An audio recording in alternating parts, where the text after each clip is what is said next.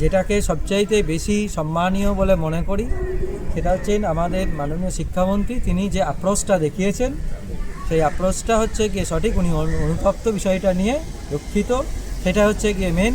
এবং তার যে আমরা যেটা বলেছি যে কোথাও কোথাও কিন্তু এগুলো বিকৃতও করা হচ্ছে, যেটা বলেছি যে আমরা বুঝতে পারবো তার হচ্ছে গিয়ে কাজের ধারার মধ্যে দিয়ে তিনি সত্যি অনুতপ্ত কিনা সেটা বুঝতে পারবো। তার সঙ্গে একটা তার অঙ্গ এই ধরনের যে মিথ্যা কেসগুলো আছে সেটা আমরা বলেছি, উনি বলেছেন এগুলো ভাববেন।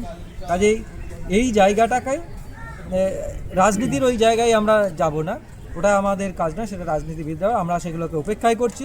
কারণটা হচ্ছে ঘটনাগুলো যেভাবে ঘটেছে, যার যা ঘটনা সে দেখতেই পাচ্ছেন আপনারা।